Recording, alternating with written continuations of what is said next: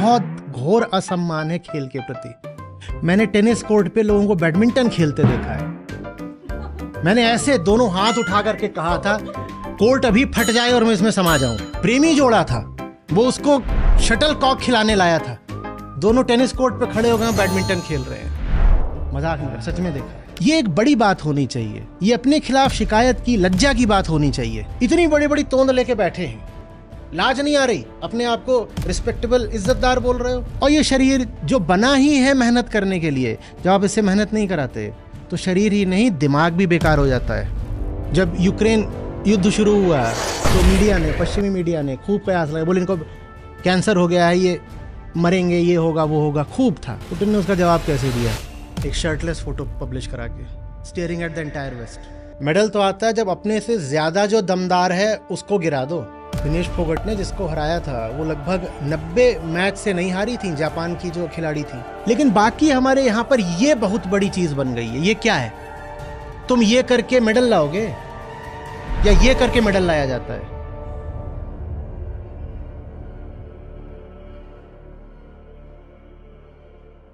यहाँ माँ बाप कहते हैं तुम बताओ, लड़की है तो दहेज के लिए जितना देना होगा दे देंगे, लड़का है तो कोचिंग के लिए इतना देना होगा दे देंगे। यही वो बोल दे खेलने के लिए चाहिए। खेलोगे कूदोगे तो होगे खराब, अब पढ़ोगे लिखोगे तो बनोगे नवाब। कुछ नहीं देंगे उसको।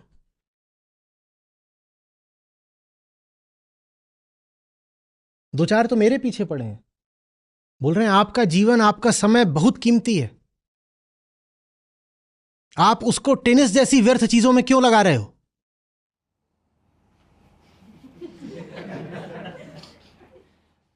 ये जो हफ्ते में एक आध दो दिन आप जाके वहां 2 घंटा खेल आते हो, आपको नहीं लगता ये आपके अमूल्य समय की बर्बादी है? इतनी देर में आप सेशन ले लेते। डिसरिस्पेक्ट बहुत है खेल के लिए, बहुत है। आप खेल रहे हो कोर्ट पर, लोग आकर के बगल में बात करना शुरू कर देंगे, उनको समझ में नहीं आता, नहीं कर सकते।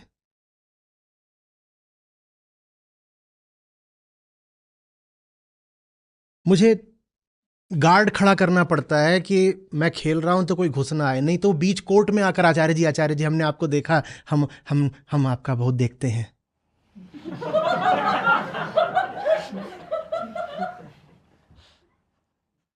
आचार्य जी मैच पॉइंट सेव करने के लिए खड़े हुए थे।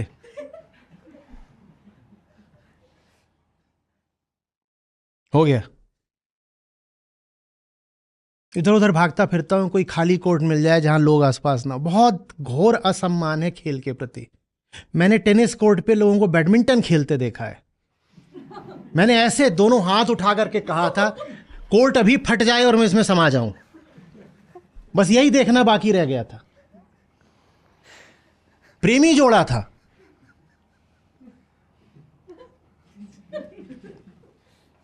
वो उसको शटल कॉक खिलाने लाया था। दोनों टेनिस कोर्ट पे खड़े हो गए बैडमिंटन खेल रहे हैं। मजाक नहीं कर, सच में देखा है। याद करता हूं ना, मतलब एकदम कुछ छन से जो टूटे कोई सपना। ये हमारे यहां पर खेल का सम्मान है। खेल ही तो है, खेल में क्या है? Let's get down to some serious work. खेल तो बेकार की बात है। चाइना ने सिर्फ मेडल लाने का प्रोजेक्ट नहीं शुरू करा था, फिर बता रहा हूं उसका क्या नाम है, फिटनेस प्रोग्राम है वो। फिटनेस, अरे हमें अपने पूरी आबादी की फिटनेस ठीक करनी है, इसी से ये बेहतर जीवन जिएंगे, इसी से ज़्यादा प्रोडक्टिव होंगे, इसी से ये मानसिक तौर पर भी ज़्यादा सक्षम हो पाएंगे। खेल सिर्फ कोई दौड़ना भागना थोड़ी होता है, वो आपको एक बेहतर इंसान बनाता है और उसके बिना आप नहीं बन सकते, और उसके कारण एवोल्यूशनरी है। आप अभी ताजे ताजे जंगल से निकले हो, और जंगल में आप दिन रात क्या किया करते थे? जंगल में आप दिन भर दौड़ते भागते थे। तो ये जो शरीर है ये चाहता है कि ये दौड़े भागे। भाई जंगल में जो बुढ़ा भी हो गया था वो भी दिन रात दौड़ता भागता था, नहीं तो खाने को नहीं पाएगा। या जंगल में ऐसा होता था कि ताऊ जी 70 के हो गए हैं तो पड़े हुए हैं तोंद उठा के और सब लोग आके पांव मींज रहे हैं उनके? ऐसा होता था जंगल में? तुम आखिरी दिन तक भी खुद दौड़ भाग करोगे तो खाने को पाओगे, नहीं तो नहीं पाओगे। ऐसा हमारा शरीर है। और ये शरीर जो बना ही है मेहनत करने के लिए, जब आप इससे मेहनत नहीं कराते तो शरीर ही नहीं दिमाग भी बेकार हो जाता है।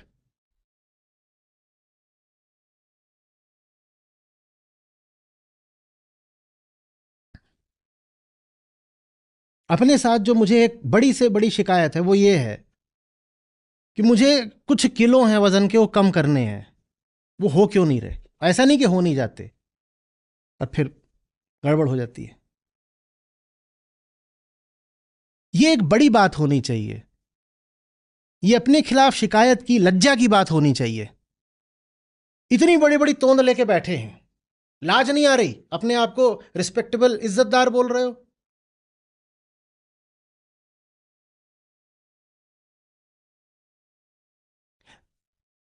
अमेरिका के सीईओज देखे हैं कैसे होते हैं, सारे कैसे होते हैं, एक के बाद एक याद कर लो।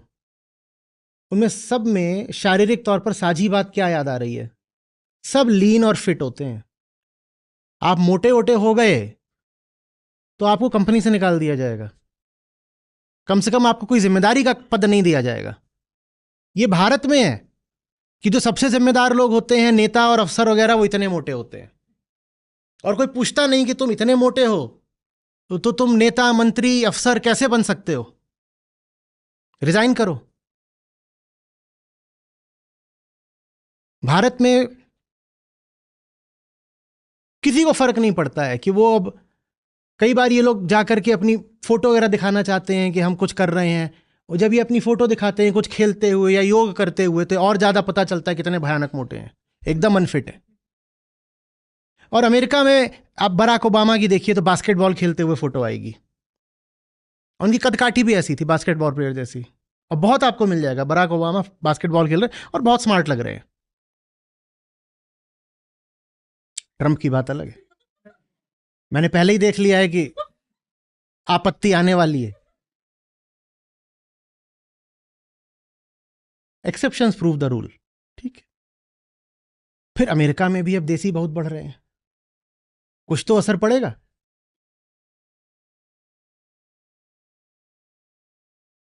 पुतिन क्या रहे हैं अपने समय में,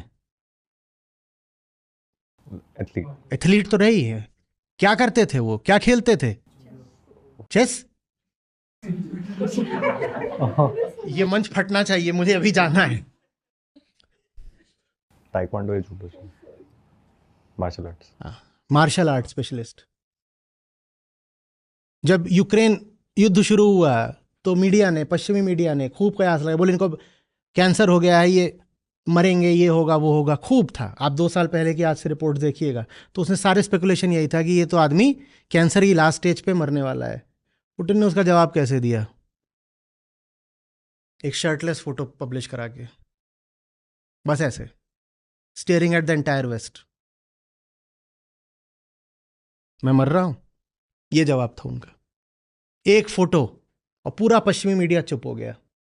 और वो आदमी को ये नहीं है कि 30 साल का है, भारत के हिसाब से वो आदमी बहुत बुढ़ा है, पर आप उसका शरीर देखिए, पुतिन की बात कर रहा हूं। और फिर हमारे नेताओं का शरीर देखिए, कई तो ऐसे हैं, आपको वीडियो मिलेंगे, तस्वीरें मिलेंगी, मंच पे चल रहे हैं, लुढ़क गए, एक आध दो मंच तोड़ चुके हैं।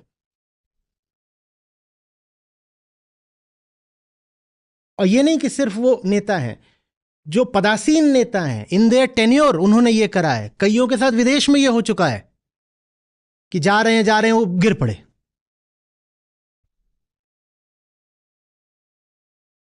कहीं और ये हो जाए तो इसी आधार पर जो नेता है वो इस्तीफा दे देगा, कहेगा I am no more physically fit.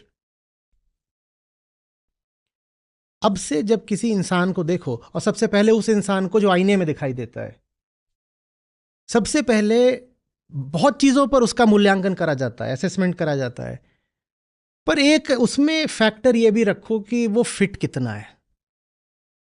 जब भी किसी इंसान को देखो, जज तो हम सभी करते हैं, कितना भी बोलो डोंट जज, पर जज तो करते ही हो ना। उसको जजमेंट मत बोलो, उसको असेसमेंट बोलो, मूल्यांकन। किसी भी इंसान का जब मूल्यांकन करो ना, तो उसमें यह बात भी रखो फिट है कि नहीं है। और फिट नहीं है तो कुछ नंबर काट लो, मैं भी फिट नहीं हूं तो कुछ नंबर मेरे भी काटा करो।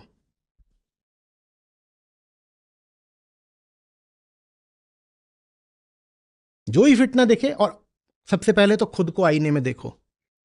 बहुत सारे कपड़े पहन के नहीं, कोट पैंट पहन के असलियत छुप जाती है। नंगे होके जरा खड़ा हुआ करो, आईने के सामने कह रहा हूं। बहुत बचा के बोलना पड़ता है। शॉर्ट्स का जमाना है, इतना सा निकालते हैं।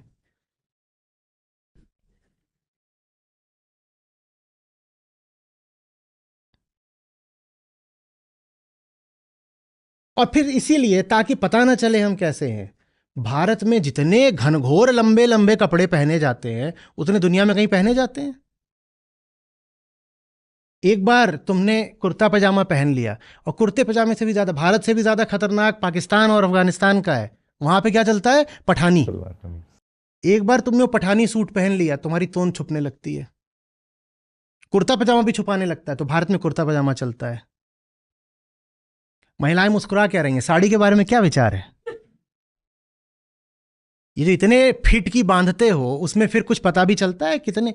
यही अगर थोड़े ऐसे कपड़े पहनो जिसमें तन थोड़ा तो खुला हो, तो खुद ही बहुत सारा मांस लीक कर करके बाहर आएगा, तो पता चलेगा कि ये इतना सारा मामला गड़बड़ था अंदर। अभी तो सब छुप जाता है, लीकेज पता ही नहीं चलती।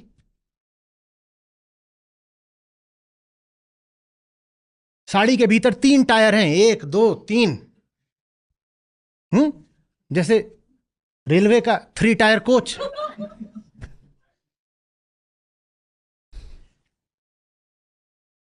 कुछ पता नहीं चलता क्या है। यही जब थोड़े कपड़े ऐसे होते हैं तो पता चलता है कि, सोचना इस बात को कि हमारी पूरी संस्कृति ही देह की अवमानना पर खड़ी हुई हो। जैसे आदमी मोटा और भद्दा हो जाएगा तो शरीर तो छुपाएगा अपना। मैं नहीं कह रहा देह उघाड़ना या शरीर का अश्लील प्रदर्शन करना अच्छी बात है, पर मैं कह रहा हूं कि शरीर छुपाना मजबूरी बन जाती है जब देह भद्दी कर लेते हो। भारत के ओलंपिक्स में मेडल क्यों नहीं आते? बहुत बड़ा कारण है क्रिकेट। हमने कहा भारत के कुल तो 1000 स्टेडियम हैं, वो भी ज्यादातर किसको समर्पित है? हमने कहा भारत की $2 बिलियन की तो स्पोर्टिंग इंडस्ट्री है, वो भी 87% किसको समर्पित है? क्रिकेट को।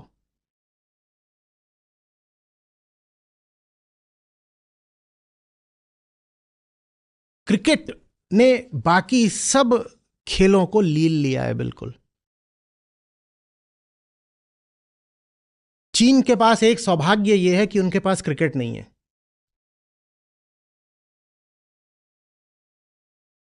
अमेरिका के पास भी यह सौभाग्य है, पर भारत अब धीरे धीरे अमेरिका में क्रिकेट को ला रहा है।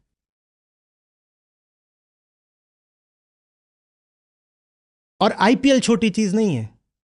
चीन ने जो काम ओलंपिक्स में करके दिखाया है, भारत ने वो काम आईपीएल में करके दिखाया है। आईपीएल की ब्रांड वैल्यू दुनिया में सबसे महंगे स्पोर्टिंग ब्रांड्स में से है। हमने स्पोर्टिंग बजट, हमने भारत के बजट की बात करी, स्पोर्ट्स बजट की, क्या बोला? मिलियन में था ना, 415 मिलियन। और आईपीएल की जो सिर्फ ब्रॉडकास्टिंग राइट्स होती हैं वो बिलियन में होती हैं। भारत के खेल बजट से एक तरह से ज्यादा महंगी होती हैं। पूरे भारत देश के पूरे खेल बजट से ज्यादा महंगा है वो आईपीएल को। अब मेडल आएगा क्या? और क्रिकेट ओलंपिक में घुसने नहीं दिया जाता। वो कहते हैं हटाओ, ये कोई खेल है, इसको हम, ये तुम्हारे खेल की दुनिया में इज्जत है। ओलंपिक्स में वो खिलाते ही नहीं क्रिकेट, बोलते ये हम खेल जैसा खेल होना चाहिए।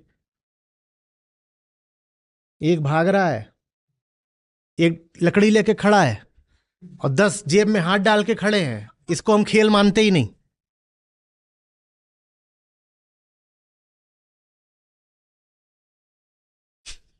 ये कौन सा खेल है जिसमें बीच में लंच और टी भी होता है?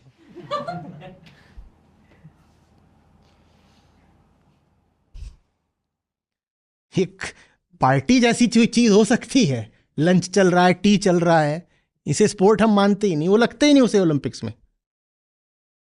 एशियन गेम्स तक में बहुत कोशिश की जा रही है कि इसको रखो रखो, बात बनते बनते रह जाती है, कभी रख लेते हैं, कॉमनवेल्थ तक में तकलीफ आई थी क्रिकेट को रखने में, पर कॉमनवेल्थ में फिर भी चल गया क्योंकि उसमें इंग्लैंड है, ऑस्ट्रेलिया है, वही हैं देश जो सब ब्रिटेन वाले हैं, तो वहां फिर भी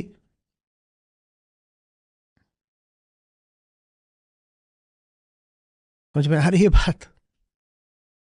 ये 4 C हैं, जब तक इन 4 C से आजादी नहीं मिलेगी,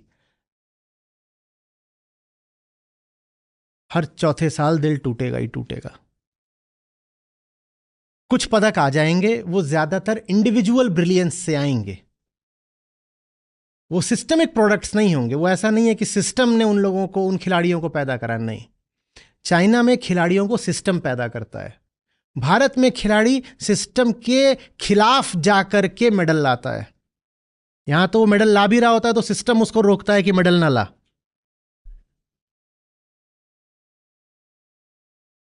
चीन की सरकार ने चीन में लगभग 1,70,000 स्टेडियम तैयार करे हैं। 1,70,000 स्टेडियम। आबादी बराबर है भारत चीन की, बताओ भारत में कितने स्टेडियम? सही जवाब देने वाले को मेरी ओर से ये मिलेगा।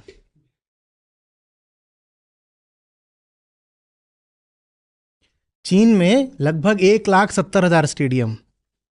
भारत में कितने स्टेडियम?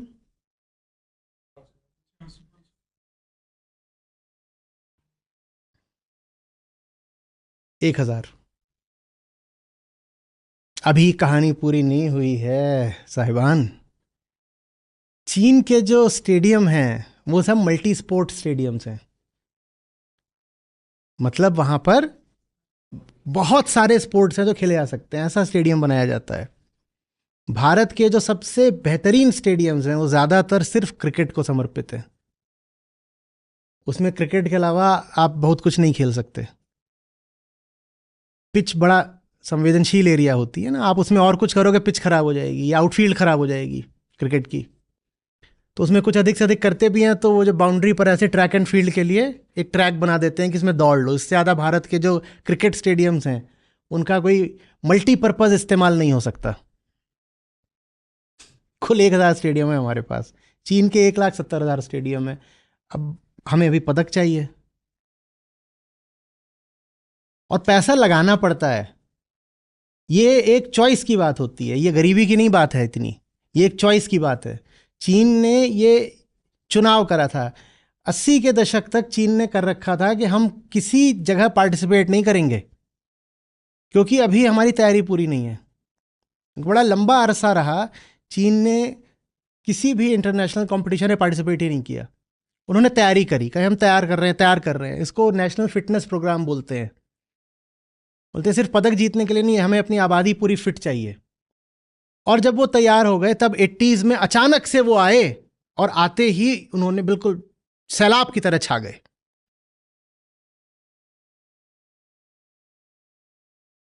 जो पीटी उषा वाला एशियाड था, आप लोगों में से कम लोगों ने देखा होगा, मैंने देखा था टीवी पर। वो मेरे ख्याल से पहला या दूसरा एशियाड था जिसमें चीन ने शिरकत करी थी, जिसमें पीटी उषा ने कई गोल्ड लिए थे। वो पहला या दूसरा एशियन गेम था जिसमें चीन आया था। उससे पहले एशियन गेम्स में बस जापान और कोरिया, इनका दबदबा रहता था। तो चीन ने एक निर्णय लिया, एक फैसला किया कि हमें अपनी आबादी को फिट रखना है और हमें अंतर्राष्ट्रीय प्रतियोगिताओं में अपना दबदबा दिखाना है। तो वो ये कर पाए। हमारा जो कल्चर है वो संघर्ष का बहुत कम है। हमारा जो कल्चर है वो किसी वजह से सरेंडर का बन गया है। स्पोर्ट्स का तो मतलब ही होता है कि भीतर तुम्हारे प्रतियोगी भाव हो, प्रतिद्वंदिता प्रतिस्पर्धा का भाव हो, कॉम्पीट करना है, एक कन्फ्लिक्ट, एक स्ट्राइफ को जानबूझ के इनवाइट करना है। मैं उतर रहा हूं रिंग में या अखाड़े में जानते बूझते मुक्के खाने के लिए, खाऊंगा भी मारूंगा भी, मैं उतर रहा हूं। और हम बोल देते हैं, और लगातार ये ओलंपिक्स में, एशियन गेम्स में हमारे पदासीन अधिकारियों का वक्तव्य रहता है, we respect the spirit of participation, victory and loss are part of the game, we went there to participate. और इस जैसा निकम्मा वक्तव्य कोई हो सकता है क्या? हम कहते हैं कि देखो ये तो जीतना हारना है, तो बच्चे होते हैं जो इन बातों की बहुत परवाह करते हैं। खेल में जीतना हारना ये कोई बात होती है? हमारा भाव तो ये है कि जाओ और पार्टिसिपेट करो, हम सब भाई भाई हैं, हम तो विश्व बंधुत्व तो दिखाने आए हैं ओलंपिक्स में। हम लड़ाई झगड़े में यकीन नहीं करते, हम तो बहुत शांतिप्रिय लोग हैं। इसीलिए भारत के जो पदक आते भी हैं, देखो कहां से आते हैं, वहां से आते हैं जहां सरेंडर का भाव जरा कम है,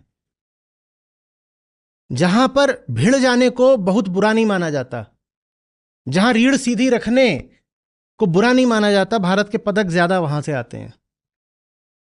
आप हॉकी पे कह रहे हैं इतने सारे हमने पदक जीते, बहुत सारे गोल्ड जीते, बहुत पहले की बात है वो जब जीते थे। अभी ताज़ा ताज़ा हमने 2 कांस्य पदक भी जीते हॉकी में। हॉकी में आधे खिलाड़ी पंजाब के होते हैं, कुछ हरियाणा के होते हैं। वेट लिफ्टिंग, बॉक्सिंग, ये ज़्यादातर कहाँ से आते हैं? यहाँ तक कि इस बार जो महिला शूटर हैं जो पदक लेके आई हैं, वो भी किधर से हैं? ये वो जगहें हैं भारत में जहां सरेंडर बहुत अच्छी वैल्यू नहीं मानी जाती, क्योंकि ये सीमावर्ती इलाके रहे हैं ना सदा से भारत के। तो जब भी आक्रमण हुआ तो इन लोगों ने झेला है, इन लोगों ने झेला है, संघर्ष किया है, जवाब दिया है, लड़े हैं। तो आज भी उनमें लड़ने की स्पिरिट बाकी है। पर बाकी पूरे भारत में मैं देखो नहीं कहना, जो मैं बोलना चाहता हूं वो समझना, मेरी बातों को तोड़ मरोड़ के मत समझना। मैं किस भाव से कह रहा हूं ये देखो। लेकिन बाकी हमारे यहां पर ये बहुत बड़ी चीज बन गई है। ये क्या है? तुम ये करके मेडल लाओगे, या ये करके मेडल लाया जाता है? मेडल कैसे आता है? ये करके। हम ये बहुत हो गए हैं। और जहां जहां ये भाव जितना गहरा है, वहां से तुम मेडल की तो उम्मीद ही छोड़ दो। और जहां ये भाव जितना गहरा है, वहां तुम पाओगे कि वहां से फिर जितने भी ऐसे क्षेत्र हैं जहां पर शारीरिक दमखम की जरूरत पड़ती है, वहां भी कम लोग जाते हैं। सेना में भी तुम देखो, खासकर थल सेना में, आर्मी में सबसे ज्यादा कहां से तुम पाओगे लोगों को? पंजाब, हरियाणा, राजस्थान, पश्चिमी उत्तर प्रदेश होते हैं, मानता हूं बिल्कुल। पूर्वी उत्तर प्रदेश से भी होते हैं, बिहार से भी होते हैं। पर पंजाब में तो हर गांव से होते हैं। पूर्वी उत्तर प्रदेश से भी होते हैं, मध्य प्रदेश से भी होते हैं, बिहार से भी होते हैं सेना में। पर पंजाब में तो हर गांव से होते हैं। और फिर मेडल भी उधर से ही आते हैं, जहां जज्बा ये हो कि संघर्ष करना है। हमने तो संस्कृति का मतलब ही क्या बना दिया? कल्चर, संस्कृति, हमने उसका मतलब ही क्या बना दिया? जी जी जी जी, समर्पण है, जी समर्पण है। जब तक संस्कृति का मतलब समर्पण रहेगा, संघर्ष नहीं, तब तक मेडल लाना थोड़ा मुश्किल पड़ेगा। यहां तो सेकंड के 10वें हिस्से के लिए जूझना पड़ता है ना। समर्पण तो थोड़ी हो जाएगा कि आकर के ईश्वर हमें बचा लेगा या जिता देगा, ऐसा होता है क्या? इसमें एक सवाल था, आपने कल्चर की बात करी और उसमें सरेंडर की बात करी, तो बहुत से लोग कहते हैं कि पिछले कुछ सालों से जो ये सरेंडर वाला कल्चर था, अब ये तो बदल रहा है। अब लोग जो हैं वो एक्चुअली एग्रेसिव हो गए हैं और वो अब दबते नहीं हैं, जाग रहे हैं, इस तरह की संज्ञा का इस्तेमाल करते हैं। और ज्यादा दब रहे हैं। जिसको तुम कहते हो कि भारत में एग्रेसिव कल्चर आ रहा है, वहां लोग किस पर एग्रेसिव हो रहे हैं? जो कमजोर है उस पर एग्रेसिव हो रहे हैं। कमजोर पर एग्रेसिव होने से मेडल थोड़ी आ जाएगा। मेडल तो आता है जब अपने से ज्यादा जो दमदार है उसको गिरा दो। विनेश फोगट ने जिसको हराया था, वो लगभग 90 मैच से नहीं हारी थी, जापान की जो खिलाड़ी थी। मेडल आता है किसी ऐसे को हराने में जो अपने से ज्यादा ताकतवर हो, अपने से ज्यादा पहुंचा हुआ हो। और भारत में जो आक्रामकता आ रही है वो यही है कि जो संख्या में कम दिखे, गरीब दिखे, किसी भी तरीके से कमजोर दिखे, जाके उस पर चढ़ बैठो, आक्रामक हो जाओ, उसको गिरा दो। हमारी जो संस्कृति है ना, वो बहुत कुछ गलत तत्व लेकर चल रही है। और खेद की बात यह है कि हम उन गलत तत्वों को छोड़ना भी नहीं चाहते। हम उनको पकड़े रहना चाहते हैं सांस्कृतिक गौरव के नाम पर। और जब तक सांस्कृतिक गौरव के नाम पर तुम संस्कृति की गलतियों को भी नहीं छोड़ोगे, तब तक भूल जाओ कि कोई तरक्की होने वाली है। बार बार ये बोल दोगे कुछ मेडल तो आ गए ना, कोई तो ले आया ना, कुछ तो हो गया ना। ये जो दो चीजें हैं ना, सांस्कृतिक गौरव और राष्ट्रवाद, ये दोनों मिलकर हमें सच्चाई देखने नहीं देते। अभी भी बहुत कम ईमानदारी से एक अंतर अवलोकन होगा, चिंतन मनन होगा, इंट्रोस्पेक्शन, कि सचमुच क्या हो रहा है। अभी क्या हो जाएगा, अभी ये हो जाएगा कि 5-7 मेडल तो आ ही गए हैं, तो इन्हीं 5-7 मेडल को जीतने वाले लोगों के यशोगान में पूरा देश धुत हो जाएगा। कोई ये नहीं पूछेगा कि इतना बड़ा देश और कभी कोई गोल्ड नहीं, कभी बस एक गोल्ड। जितने तुमने कुल मेडल जीते हैं उससे 15-20 गुना तो चीन ने सिर्फ गोल्ड जीते हैं। जितने तुमने कुल मिला के मेडल जीते हैं उससे लगभग 20 गुना चीन ने सिर्फ गोल्ड जीते हैं। ये सवाल नहीं पूछेंगे, हम चालू हो जाएंगे कि ये एथलीट है, ये इतना लाया, इसको इतने पैसे दे दो, इसको ये। उस एथलीट से पूछो ना वो बेचारा कैसे लाया है। आज जो लोग उसको मंचों पे बुलाकर उसके साथ फोटो खिंचा रहे हैं, नेता वगैरह, यही लोग हैं जिनकी वजह से अगर वो ब्रॉन्ज लाया है तो गोल्ड लाने से चूक गया है। समझ रहे हो बात को? लेकिन जब उसका कोई भी मेडल आ जाता है, चाहे ब्रॉन्ज ही आ गया हो, तो उसको ऐसे दिखाया जाता है कि जैसे सब सिस्टम ने और नेताओं ने मिलकर के वो ब्रॉन्ज मेडल हासिल किया है। ये बिल्कुल झूठी बात है ना। सही बात तो ये है कि अगर सिस्टम ने उसको जरा भी सहारा दिया होता तो वो व्यक्ति शायद पोडियम पे गोल्ड पे खड़ा होता। लेकिन हम सिस्टम से, नेताओं से और सबसे ज्यादा अपने आप से, अपने कल्चर, अपनी संस्कृति से हम जवाब नहीं मांगते कि हम कैसे लोग हैं। दिल हमारा, तुम कहते हो हर चौथे साल टूट जाता है, लेकिन होश हमको फिर भी नहीं आता है। हम यही कहते रहेंगे कि नहीं नहीं नहीं। देखो, we are a great country, तो हमारे जितने भी मेडल्स आए हैं हमें सेलिब्रेट करना चाहिए। मैं भी कहता हूं सेलिब्रेट करो जितने आए हैं, पर फिर उनका शोक भी मनाओ जो नहीं आए हैं, जिन्हें आना चाहिए था पर नहीं आए। मैं उनका शोक भी मनाना चाहता हूं। या कैसे अंधा हो जाऊं उनके प्रति? वो सब संभावनाएं जो साकार नहीं हो पाई, वो सब जो कुछ हो सकता था पर हमारी ही काहिली की वजह से नहीं हुआ, मैं उसको भूल जाऊं? कैसे भूल जाऊं? और अगर भूलता रहूंगा तो यथास्थिति बनी रहेगी, कोई तरक्की कभी नहीं होगी। दर्द होना चाहिए, चोट लगनी चाहिए, अपमान का अनुभव होना चाहिए, और इतनी गैरत होनी चाहिए, ईमानदारी होनी चाहिए कि अपने गिरेबान में झांके और हमारे ही भीतर, हमारे विचार में, हमारे रवैये में और हमारी संस्कृति में जो दोष हैं उनको निकाल के बाहर फेंक दें।